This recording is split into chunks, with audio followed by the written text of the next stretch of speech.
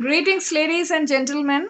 So, today's content is about developing academic writing, a skill to be mastered.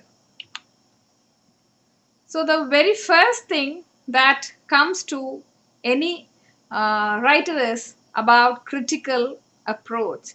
It is nothing but a little knowledge or awareness about what does the text mean, what information can anyone get from the text, what is the author's claim, what kind of evidence does the author provide, what are the underlying assumptions or biases, what patterns are present in the text, how does the text work, and it's all about how you can support your reading and analyze it with the evidence from the text. So critical approach is very important when it comes to academic writing. And the next thing is summarizing. Summarizing means writing an overview in your own words. That's very important. About the main ideas, issues, and general meanings of a text. It is also about giving a general picture where you cite the original author. You just have to keep a note on how you get the main ideas alone using your own words. And the next thing is paraphrasing.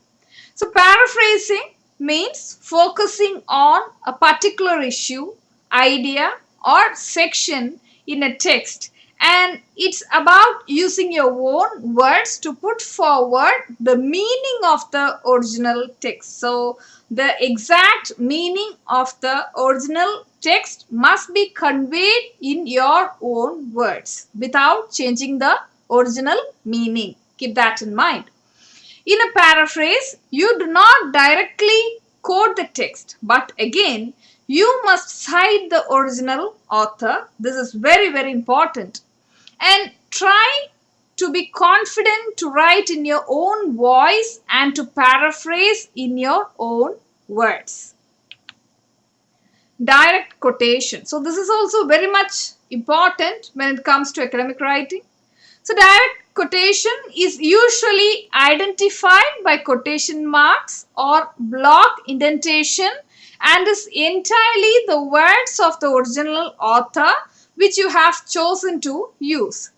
And you use quotation for specific purposes. What are those?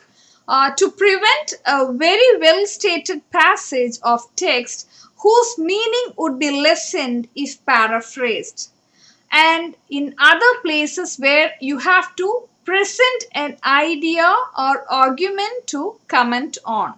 So, these are the two situations where you need direct quotation.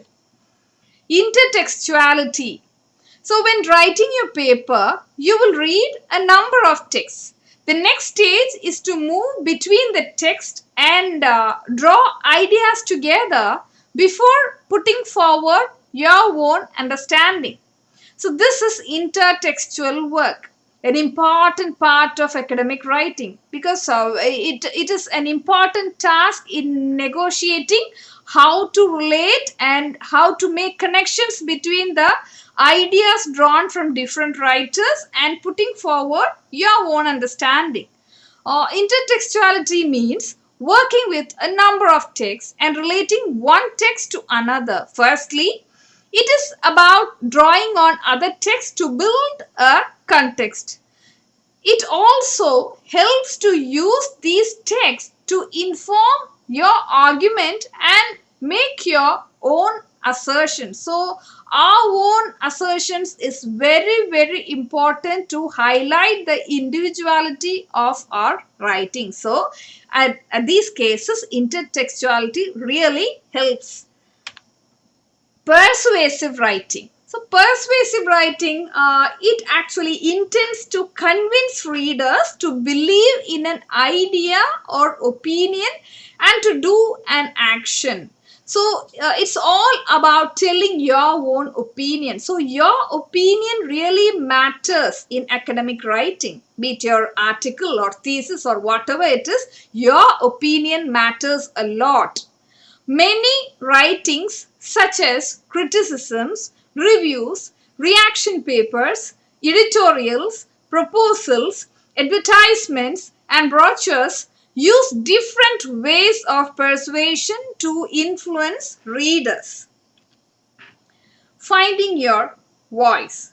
So, voice is a difficult concept to define, but developing a voice is an important aspect of becoming an effective writer. Every piece of writing has a voice. Voice refers to the way we reveal ourselves to others when we write, says Richards and Miller. It takes confidence, practice, time, and regular writing to develop your voice, but the more you write, the more you will develop your own voice. In academic writing, the use of voice is not about emotion or personal experience, but about being clear, concise, accurate, and backing up what is being said with evidence, making a judgment, and assessing the contribution of other writers. And now comes another thing. First person I, is it necessary? So, when it comes to academic writing, you should not overuse the first person. Remember that your personal voice should be informed and knowledgeable. Often, the third person and the passive voice will be used to convey your ideas and arguments. However, the first person can be used effectively, especially in introductions and conclusions. Avoid broad, sweeping generalizations. The use of the passive voice is preferred in almost all cases, but there are times when the use of I is acceptable. Editing and proofreading. So, editing is a stage of the writing process in which a writer or editor strives to improve a draft by correcting errors and making words and sentences clearer, more precise, and as effective as possible. Proofreading is the reading of a galley proof or an electronic copy of a publication to find and correct production errors of text or art. Proofreading is the final step in the editorial cycle. And now comes plagiarism. So, plagiarism refers to using some other people's ideas and information without proper acknowledgement. So, similar to all other forms of theft, plagiarism also has many disadvantages associated to it. And so, plagiarism should be avoided in any academic writing, any forms of academic writing, I would say. So, now I'd like to sum up. So, write every day, as writing is a generative process, and putting pen to paper helps you to think more clearly. Start to write early and don't postpone and procrastinate, as there is never a perfect time. Keep your topic in mind and do some free writing exercises. Break a large piece of writing into manageable pieces, and headings can be useful here. Write first and edit or revise later, as they are different activities.